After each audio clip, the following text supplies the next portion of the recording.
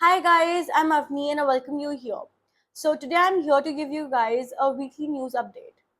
India and Bangladesh have signed agreements to strengthen their defense relationship, focusing on maritime security, ocean economy, space, and telecommunication sectors. During Bangladeshi Prime Minister Sheikh Hasina's visit to India, the countries agreed upon to share river waters and enhance cooperation in power and energy. India aims to present itself as a regional power and a counterweight to China. Although Bangladesh has strong trade ties with China, it balances relationships with US and India both. India has also previously loaned Bangladesh $8 billion in the past 8 years to support infrastructure development, emphasizing a neighborhood first approach.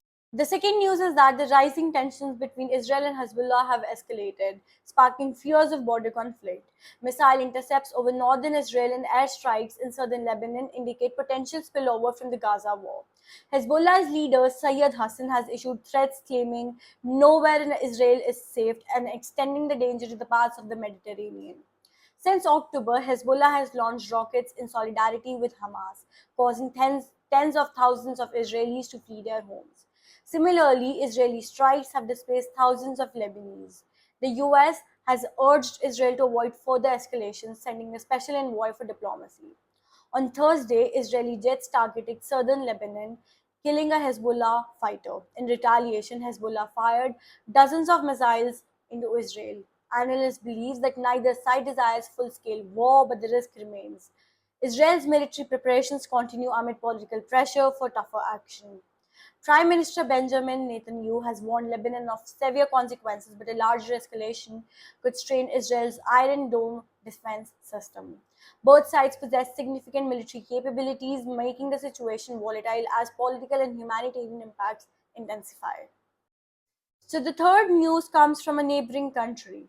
Pakistan's permanent representative to the UN, Ambassador Munir Akram, has urged the United Nations Security Council to press the Taliban government in Afghanistan to take decisive action against Tehreek-e-Taliban Pakistan.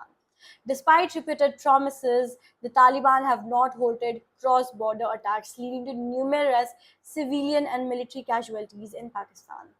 Akram emphasized that eliminating terrorism within and from Afghanistan is crucial for regional stability. He called on for the Taliban to disarm and capture the TTP and hand them over to Pakistan.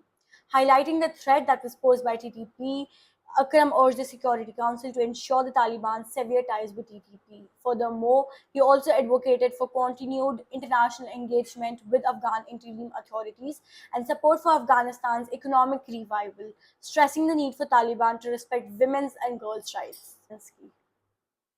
The fourth news is about Russia, who launched a massive attack on Ukraine's power grid, killing 3 people and injuring 18. Ukraine's energy ministry reported this as the eighth attack on energy infrastructure in 3 months. Ukrainian air defense shot down most of the missiles and drones, but significant damage occurred in 4 areas. President Zelensky emphasized the destruction of half of Ukraine's power capacity since March, urging allies for more air defense systems. The US promised to prioritize Ukraine for Patriot missile deliveries. The Ukraine continues to face planned nationwide blackouts. The fifth news comes from Romania's MK airbase, which is set to become NATO's largest in Europe.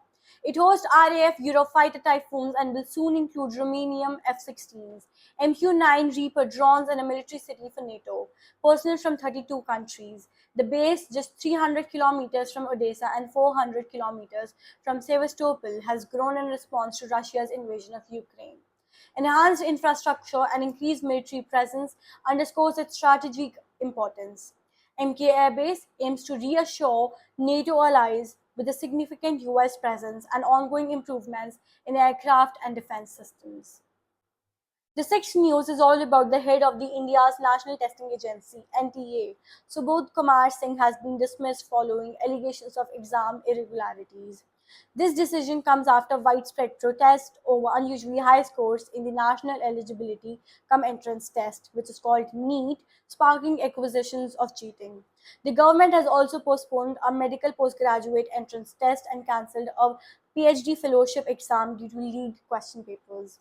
Education Minister Dharmendra Pradhan acknowledged the irregularities, and a committee has been formed to suggest reforms in the competitive exam system.